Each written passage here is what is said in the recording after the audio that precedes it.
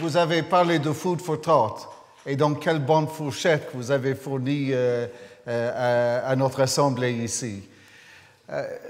Monsieur le Président, vous avez parlé avec beaucoup de sagesse, passion, même j'ose dire d'utiliser le mot de votre introduction personnelle, un charisme européen, parce que le charisme s'exprime par beaucoup de manières et votre conviction aussi forte est bien évidente.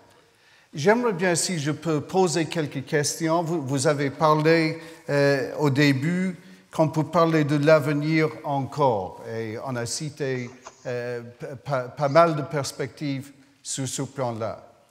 Vous avez parlé du besoin de leadership, vous avez parlé de notre fenêtre d'opportunité, qu'il faut le saisir, il faut saisir ce moment. Et je pose la question, en parlant philosophiquement de pragmatisme et pas d'idéologie, c'est bien clair, l'union économique et monétaire, l'union bancaire, de garder, de maîtriser les flux migratoires, de rassurer une sécurité sur les frontières, qu'on a besoin de plus d'Europe. Je ne parle pas idéologiquement, mais pragmatiquement. Et donc, dans le débat, vous avez les deux camps pour exploiter dans le quotidien, dans le débat avec l'opinion publique, plus d'Europe comme réponse à la crise européenne ou moins d'Europe. Est-ce que vous pouvez parler un peu, parce que l'ensemble des idées demande une réponse plus européenne et plus approfondie au niveau européen. Donc, comment vendre le pragmatisme de cette idée et d'éviter le débat classique idéologique? Dans le climat ambiant, où il y a un scepticisme par rapport à toute grande idée, je dirais même il y a un scepticisme dans l'opinion publique, disons, vis-à-vis de toutes les idées transcendantes. Et donc, c'est un effort pédagogique, mon approche est pédagogique. Et en essayant de démontrer que si on veut avoir davantage d'emplois, moins de changements climatiques ou les conséquences négatives, si on veut avoir moins de migration illégale, on a dans chaque domaine besoin d'une dimension européenne de ce que nous appelons plus d'Europe, more Europe. Mm-hmm.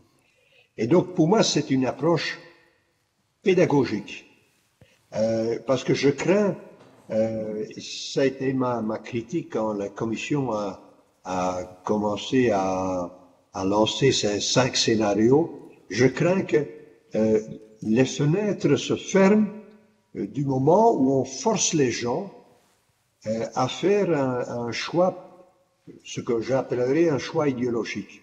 Et les fenêtres s'ouvrent quand on peut leur démontrer qu'une approche pragmatique, mais est rentable. Dans l'effort pédagogique, on a besoin, bien sûr, de gens qui sont convaincus de la cause européenne, mais on a aussi besoin de résultats. Moi, je parle souvent de l'Europe des résultats.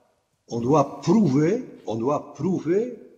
que on sait obtenir des résultats. Et le drame des dernières années, c'est bien sûr qu'on a dû travailler pendant 2 ans et demi sur la crise de la zone euro. On a vaincu, mais après 2 ans et demi de très grands problèmes et de déstabilisation profonde de grandes parties de l'opinion publique. Et cette crise était digérée, pour ainsi dire, et on a dû faire face à la crise des réfugiés avec les mêmes dégâts psychologiques. Et donc, on a obtenu des résultats, mais après une très longue période, et le doute s'est installé. Donc, pour moi, il faut, en anglais, il y a une expression, moi vous connaissez ça mieux que moi, the proof of the pudding is in the eating. Hein. Voilà. Je n'aime pas tellement le pudding, hein, ça c'est autre chose. Mais je crois qu'il faut avoir cette attitude-là. Ça ne nous empêche pas, et personne n'est dupe, que comme moi-même, vous et beaucoup de l'auditoires sont des Européens convaincus, mais il faut une nouvelle pédagogie pour convaincre une grande partie du public. Monsieur le Président, sur le plan de pédagogie, je suis un vieux routier en Irlande avec des campagnes de référendum sur les traités européens. J'ai vécu 9 des 10 campagnes chez nous. On a gagné la plupart, on a perdu 2. Donc, il faut des changements, il faut des réformes. Est-ce qu'il y a des changements qui puissent répondre aux défis et de donner la protection dont vous avez parlé plus tôt? D'après le traité de Lisbonne, ou selon vous, faut-il anticiper des nouveaux traités et des changements de traités avec les risques, avec l'opinion publique, avec un cadeau pour les populistes d'entrer dans leur pédagogie anti-européenne en même temps? Est-ce que j'ai bien compris votre question? Est-ce que vous posez une question sur une nouvelle modification des traités? C'est pas le oui ou non, mais c'est-à-dire, est-ce qu'il y a beaucoup d'espace à exploiter, comme le PESCO, dans le traité de Lisbonne? Parce que c'était pas exploité pour toute une décennie, en effet. Oui, oui. Le traité de Lisbonne, comme vous le savez, n'était pas révolutionnaire. Hein. Elle a instauré davantage de vote à majorité qualifiée. Elle a instauré des instruments de renforcement de enhanced cooperation, de coopération renforcée. Elle a surtout créé quelques nouvelles fonctions, comme la présidence du Conseil européen, qui est son plus grand mérite du traité de Lisbonne. Mais somme toute, on a utilisé peu, par exemple, l'instrument de enhanced cooperation. Il y a eu 2 exemples mineurs. Je suis heureux que sur le plan militaire maintenant, on veut aller de l'avant. Certains me disent qu'ils restent sceptiques, mais moi je trouve le fait qu'on essaye déjà un grand pas en avant. Et on le fait d'ailleurs avant qu'il y ait une initiative franco-allemande ou du Conseil européen sur une nouvelle énergie pour l'Europe. Hein. Donc tellement on en est conscient. Mais dans certains domaines, on n'a pas encore suffisamment utilisé les possibilités. Il y a aussi des échecs.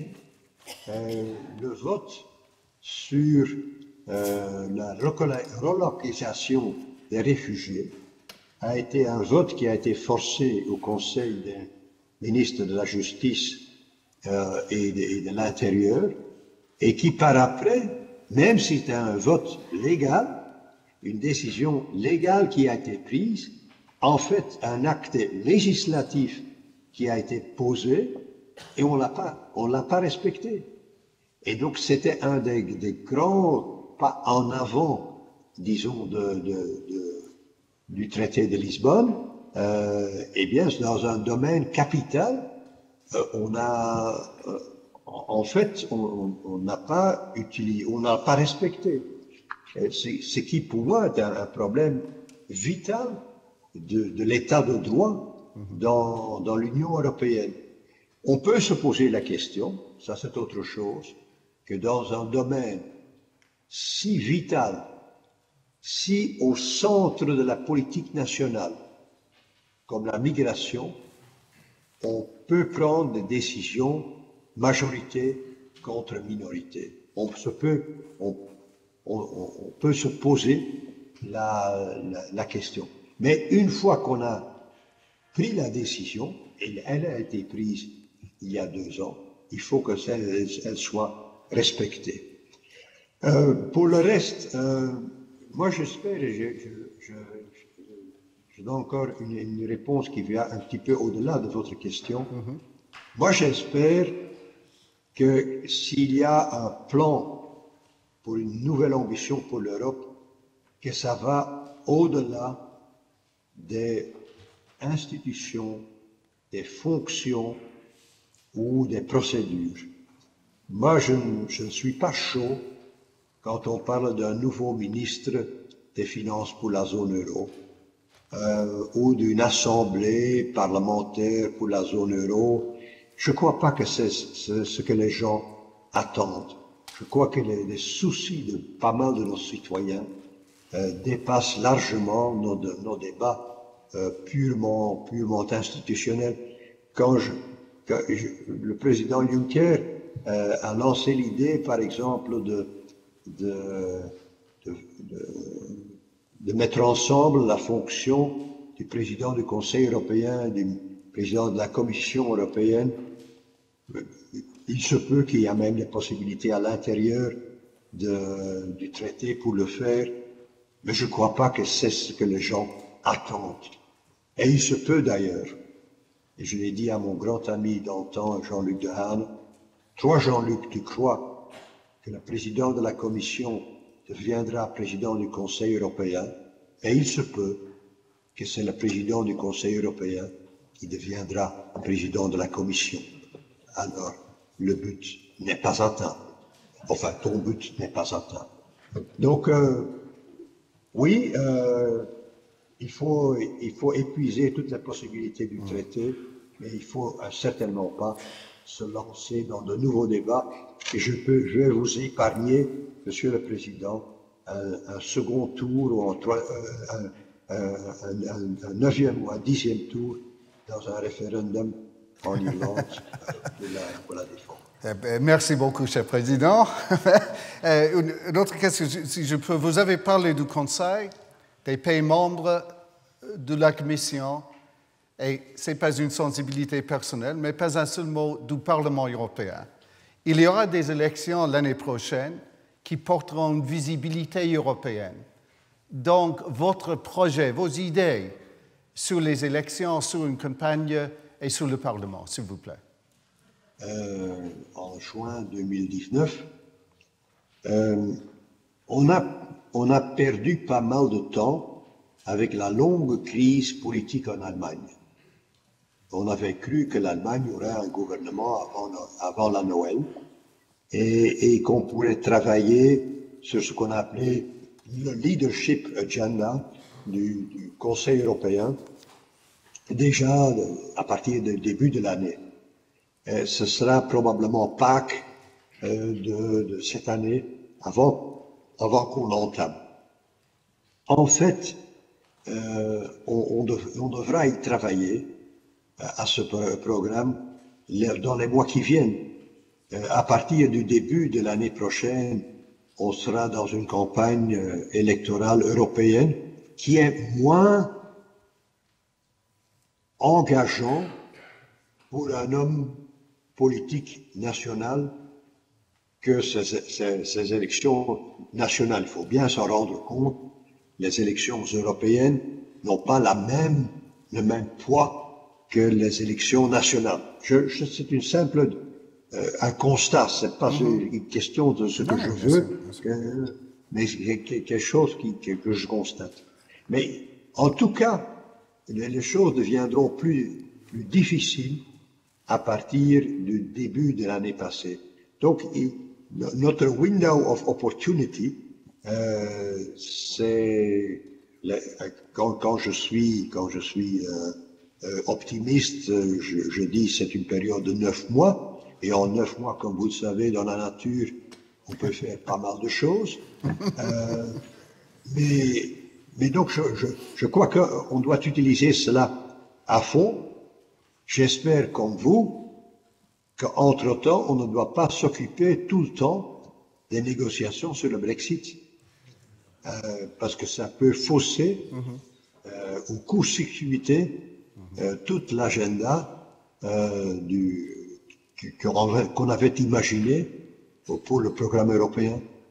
Et les dernières nouvelles ne sont pas rassurantes. C'est un understatement. Monsieur le Président, en pensant du Brexit, il y aura laissé, après le départ des Britanniques, s'ils départent, il y aura un trou budgétaire en Europe d'un minimum de 10 milliards d'euros. Et on a déjà lancé, il y a une semaine, le débat sur les perspectives financières du moyen terme, the Medium Term Financial Framework. Que pensez-vous de cette œuvre qui, normalement, est très difficile entre les pays payants et les pays qui reçoivent les ressources? Et faut-il, cette fois-ci, saisir le moment d'investir plus en Europe avec une manifestation très claire, pas une manifestation, avec une perspective très, très claire en ce qui concerne le renouvellement de la politique budgétaire et une croissance dans les ressources disponibles pour l'Europe? J'ai mené les négociations la fois passée. On a conclu, je crois, en février 2013, les négociations pour le Multi-Annual Financial Framework pour la période 2014-2020. C'était une négociation laborieuse. On m'avait prévenu, mais on a réussi à conclure un accord. Et c'est ça qui reste, c'est le résultat qui compte. Mais c'est une discussion bizarre parce que chaque pays est là avec son compte à lui. Et les créditeurs, les débiteurs, qu'est-ce qu'on avait auparavant, qu'est-ce qu'on a maintenant, on a payé autant, qu'est-ce qu'on va payer dans le nouveau budget, etc. Et il n'y a pas trop d'esprit européen là-dedans. C'est un exercice à certains moments d'apothicaire. Maintenant, la situation est, comme vous le dites, encore plus compliquée parce qu'il y a 10, 12 milliards qui manquent. Bien sûr, sur le produit intérieur brut européen, c'est 2 fois rien. C'est 2 fois rien.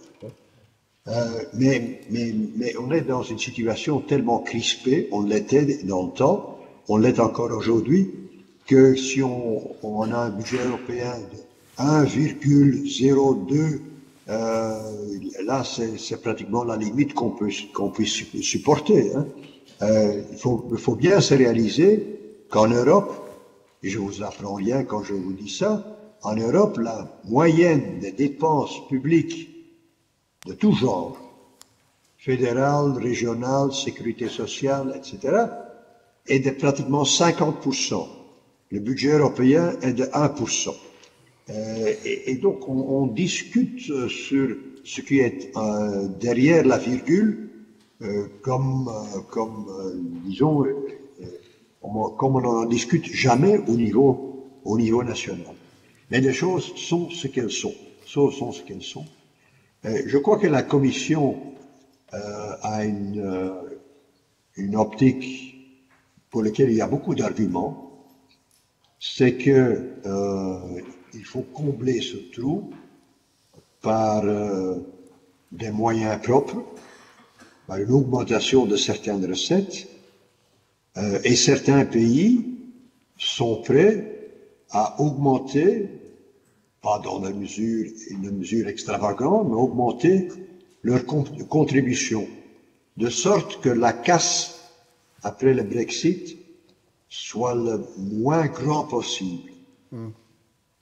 Ceci étant dit, ce sera toujours un effort d'assainissement.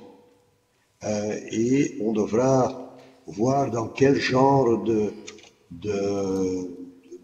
dépenses on doit couper pour donner davantage d'espace à sécurité, on a parlé de la défense européenne, à migration, et bien sûr, on doit garder ce qu'on a investi dans des programmes de recherche et de développement, où là, l'effort européen doit être a vraiment une valeur ajoutée. Mais ce sera, même après une augmentation des contributions et après certaines ressources propres, ce sera, disons, un exercice dur. Et pour qu'on donne, disons, suffisamment de moyens financiers à certains nouveaux domaines, il faudra que dans certains autres domaines, on fasse moins. Je vous signale encore un point qui peut jouer un très grand rôle.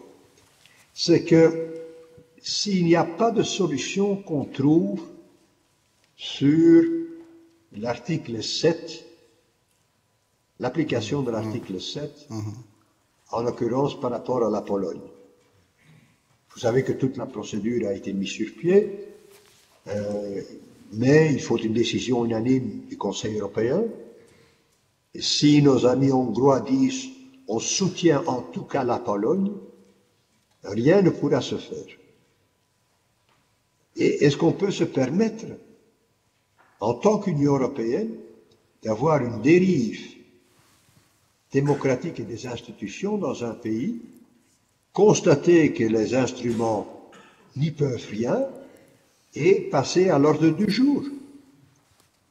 Et donc, certains États membres posent la question, est-ce qu'il ne faut pas, d'une façon ou d'une autre, lier certains fonds au respect de certaines valeurs? Bien sûr, les critères pour mesurer ça ne sont pas évidents, et il faut aussi un soutien suffisamment grand dans l'Union européenne. C'est un exercice difficile.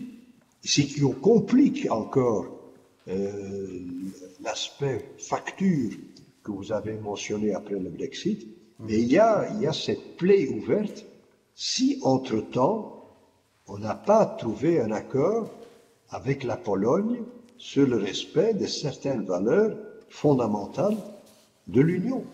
Et le problème se posera à un moment donné lors de la confection du budget européen. Certains pays ne seront plus prêts à montrer leur solidarité par rapport à un pays qui n'est pas solidaire sous multiples formes. Et donc, moi, j'espère de tout cœur qu'on pourra résoudre le problème, disons, bien avant, mais les perspectives ne sont pas glorieuses. Bon, ça c'est vrai. Une dernière question, si je peux poser. Vous avez travaillé avec le président Obama pendant les années de votre présidence, et maintenant il y a un changement de personnalité. Quand j'ai écouté, disons, la claque américaine pour le Brexit, c'était un peu incarné par le candidat Trump à l'époque. Il a abandonné son premier jour, comme vous avez dit, le TPP, le Trans-Pacific Partnership. Il a posé les questions de fond sur l'adhésion des États-Unis à l'accord de Paris venu de COP21. Il pose des questions sur l'accord avec l'Iran. Il a son comportement, disons, hors du système normatif classique que nous savons. Donc, que pensez-vous des effets de Trumpisme sur l'avenir de l'Europe? Jusqu'à présent, c'est plutôt l'inverse. C'est-à-dire que l'Europe n'en sort pas en tant que telle affaiblie. Au contraire, l'Europe s'engage encore davantage avec les Chinois dans la politique climatique, dans la politique de libre-échange avec pas mal de pays avec lesquels d'ailleurs les États-Unis étaient sur le point de conclure des accords, avaient déjà conclu des accords. Donc pour l'Europe, on n'en souffre pas. Seulement l'Occident en souffre. L'Occident devient beaucoup plus faible. Et ça, c'est une chose tout à fait regrettable. C'est un mot encore très doux, très soft. C'est un affaiblissement du monde que nous représentons aussi, l'Europe et les États-Unis. Ceci étant dit, j'espère toujours que ça se limitera à 4 ans. Alors the harm is done, mais c'est pas tout catastrophique. Et il faut aussi ajouter que, disons, l'unilatéralisme américain n'est pas tout à fait nouveau. Hein. Mais maintenant, il est encore beaucoup plus prononcé que dans le passé. Mais sous le président Bush Jr., il y a aussi eu beaucoup d'unilatéralisme, retrait de certaines institutions, bien sûr, la guerre en Irak, qui était l'exemple de plus visible d'action unilatérale en dehors de tout le contexte des Nations Unies. Mais je crois qu'en tout cas, c'est une dernière observation, que malgré tout, il faut continuer le plus possible à s'engager avec les Américains, parce que la relation avec les Américains est une relation structurelle, fondamentale. On passe un moment extrêmement difficile, mais il faut continuer à garder le contact. Vous savez, avec les Russes et avec les Chinois, on a cette double attitude, firmness and dialogue. On a cette attitude depuis des dizaines d'années. Bien, avec les États-Unis maintenant, il faut dire ce que sont nos positions. Il faut être ferme sur nos positions. Et il faut continuer à parler. Si on le fait avec les Chinois et avec les Russes, il faut bien sûr le faire avec nos alliés américains. Mais j'espère de tout cœur que ce sera un mauvais moment et qui sera passé d'ici 3 ans. Hein. Un moment de honte est vite passé.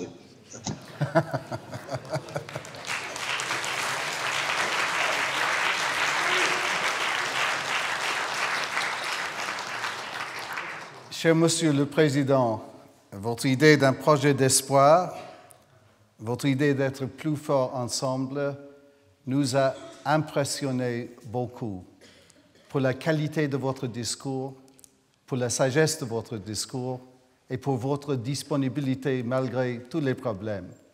Je vous remercie au nom de tout le monde ici et au nom de la Fondation de Jean Monnet et merci beaucoup, cher Président. Merci.